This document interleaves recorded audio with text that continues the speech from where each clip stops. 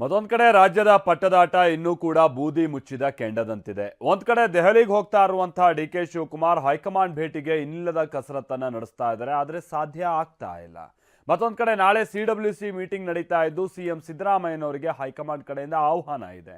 ಈ ಸಭೆಗೆ ಡಿ.ಕೆ. ಶಿವಕುಮಾರ್ಗೆ ಆಹ್ವಾನ ಇಲ್ಲದೆ ಇರುವಂತ ಕಾರಣವೇ ಈಗ ಬಹಳ ಕುತೂಹಲವನ್ನ ಮೂಡಿಸ್ತಾ ಇದೆ.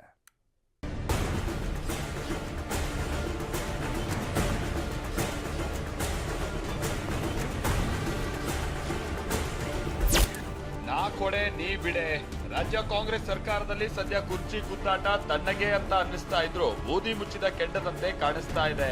ಪದೇ ಪದೇ ದೆಹಲಿಗೆ ಹೋಗ್ತಾ ಇರೋ ಡಿ.ಕೆ. ಹೈಕಮಾಂಡ್ ಭೇಟಿಗೆ ಇನ್ನಿಲ್ಲದ ಕಸರತ್ತನ್ನ ನಡೆಸುತ್ತಿದ್ದಾರೆ. ಆದ್ರೆ ಈ ಮಧ್ಯೆ ಈಗ CWC ಮೀಟಿಂಗ್ ಆಯೋಜಿಸಲಾಗಿದ್ದು ಸಿಎಂ ಸಿದ್ದರಾಮಯ್ಯನವರಿಗೆ ಅಧಿಕೃತವಾಗಿ ಆಹ್ವಾನ ಸಿಕ್ಕಿದೆ.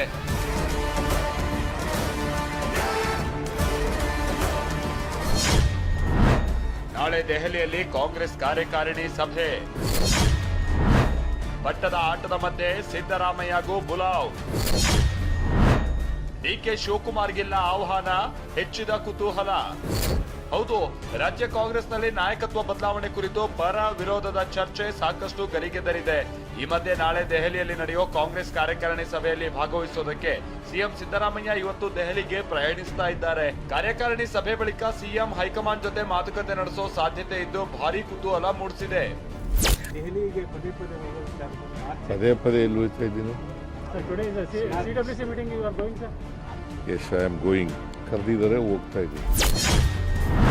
ಪಟ್ಟದ ಪಗಡೆಯಾಟದ ಮಧ್ಯೆ ಮತ್ತೆ ಡಿ.ಕೆ. ದೆಹಲಿ ಯಾತ್ರೆ. ಇನ್ನು ನಾಳೆ ನಡೆಯುವ CWC ಸಭೆಗೆ PCC ಅಧ್ಯಕ್ಷರಿಗೆ ಆಹ್ವಾನಿಸಿಲ್ಲ. ಇದು ಸಾಮಾನ್ಯ CWC ಸಭೆ ಆಗಿರೋ ಕಾರಣ ಡಿ.ಕೆ.ಗೆ ಆಹ್ವಾನ ಇಲ್ಲ ಅಂತ ಹೇಳಲಾಗ್ತಾ ಇದೆ. ಆದ್ರೆ ಡಿಸೆಂಬರ್ 28ನೇ ತಾರೀಕಿನಂದು ಡಿ.ಕೆ. ಮತ್ತೆ ದೆಹಲಿ ದಂಡಯಾತ್ರೆ ನಡೆಸೋ ಸಾಧ್ಯತೆ ಇದೆ ಅಂತ ಹೇಳಲಾಗ್ತಾ ಇದೆ. ಯಾಕಂದ್ರೆ ನಾಡಿದ್ದು ಕಾಂಗ್ರೆಸ್ ಸಂಸ್ಥಾಪನಾ ದಿನಾಚರಣೆ ಆಚರಿಸಲಾಗ್ತಾ ಇದ್ದು ಈ ಕಾರ್ಯಕ್ರಮದಲ್ಲಿ ಭಾಗಿಯಾಗೋದಕ್ಕೆ ಡಿ.ಕೆ.ಗೆ ಹಿರಿಯರು ಸಲಹೆ ನೀಡಿದ್ದಾರೆ ಅಂತ ಹೇಳಲಾಗ್ತಾ ಇದೆ. ಆದ್ರೆ CWC ಸಭೆಗೆ ಸಿಎಂಗೆ ಆಹ್ವಾನಿಸಿರೋ ಮಧ್ಯೆ ಇವತ್ತು ಸಿಎಂ ಮತ್ತು ಡಿಸಿಎಂ ಮುಖಾಮುಖಿಯಾದ್ರು. ಶ್ಯಾಮನೂರು ನುಡಿನಮನ ಕಾರ್ಯಕ್ರಮದಲ್ಲಿ ಭಾಗಿಯಾದ ಸಿಎಂ ಮತ್ತು ಡಿಸಿಎಂ ನಗುನಗುತ್ತಲೇ ಅಕ್ಕಪಕ್ಕದಲ್ಲೇ ಕೂತಿದ್ರು.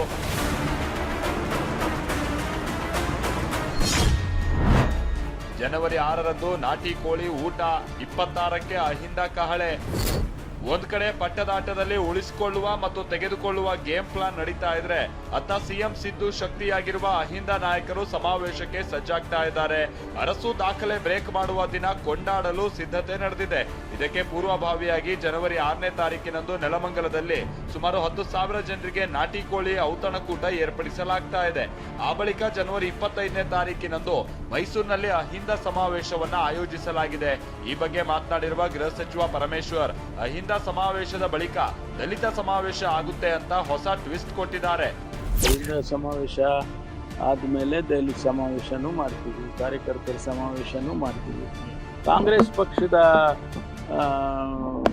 ಅಡಿಯಲ್ಲಿ ಇವೆಲ್ಲ ಕಾರ್ಯಕ್ರಮಗಳು ಮಾಡ್ತೀವಿ. ನಾವೇನು ವಿಭಿನ್ನವಾಗಿ ಮಾಡುವಂಥದ್ದು. ಇನ್ನು ಡಿಸಿಎಂ ಡಿ.ಕೆ. ದೆಹಲಿಯಲ್ಲಿ ಮಾತನಾಡ್ತಾ ಕಾರ್ಯಕರ್ತ ಅನ್ನೋ ಸ್ಥಾನವೇ ಪರ್ಮನೆಂಟ್ ಅಂದಿದ್ರು. ಈ ಮಾತಿಗೆ ಪ್ರತಿಕ್ರಿಯಿಸಿರುವ ಯತೀಂದ್ರ, ಸಿಎಂ ಡಿಸಿಎಂ ಯಾರಿಗೂ ಅಧಿಕಾರ ಶಾಶ್ವತ ಅಲ್ಲ ಅಂತ ಹೇಳಿದ್ರು. ಇದಕ್ಕೆ ಟಾಂಗ್ ಕೊಟ್ಟಂತೆ ಮಾತನಾಡಿದ ಎಚ್.ಸಿ. ಬಾಲಕೃಷ್ಣ, ಡಿ.ಕೆ. ಶಿವಕುಮಾರ್ ವೈರಾಗ್ಯದ ಮಾತನಾಡ್ತಾ ಇಲ್ಲ, ತಿಳಿಸಿಕೊಡ್ತಿದ್ದಾರೆ ಅಂತ ಹೇಳಿದ್ರು. ನಾವೆಲ್ಲರೂ ಕೂಡ ಸಾಮಾನ್ಯ ಕಾರ್ಯಕರ್ತರಾಗಿ ಕೆಲಸ ಮಾಡಬೇಕು. ಅಧಿಕಾರ ಏನು ಬರುತ್ತೆ ಅದು ನಮ್ಗೆ ಶಾಶ್ವತ ಅಲ್ಲ. ಅದು ಮುಖ್ಯಮಂತ್ರಿಗಳಿಗಾಗಲಿ, ಉಪಮುಖ್ಯಮಂತ್ರಿಗಳಾಗಲಿ, ಮಂತ್ರಿಗಳಾಗಲಿ ಅಥವಾ ನಮಗಾಗಲಿ.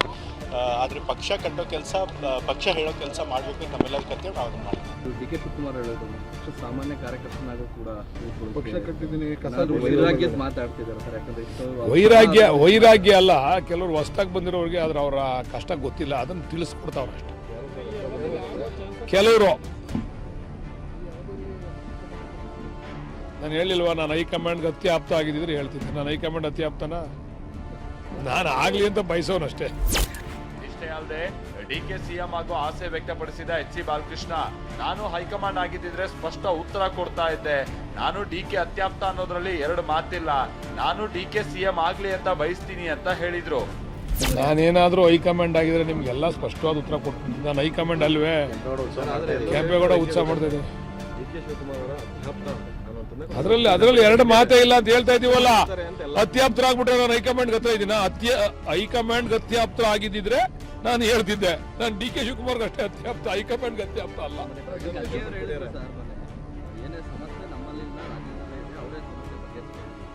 ನಾಯಕರುಗಳು ಹೇಳಿದ್ದಾರೆ, ಅದನ್ನ ಬಗೆಹರಿಸ್ಕೊಳ್ತಕ್ಕಂಥ ಕೆಲಸ ನಡೀತಾ ಇದೆ. ಸದ್ಯ ರಾಜ್ಯ ಕಾಂಗ್ರೆಸ್ನ ಪಟ್ಟದಾಟದಲ್ಲಿ ದಾಳ ಉರುಳಿಸೋ ಆಟ ನಡೀತಾ ಇದ್ದು, ನಾಳೆ CWC ಸಭೆ ಬಳಿಕ ಏನ್ ಬೆಳವಣಿಗೆ ನಡೆಯುತ್ತೆ ಅನ್ನೋದು ಭಾರಿ ಕುತೂಹಲ ಮೂಡಿಸಿದೆ. Bureau report, TV9.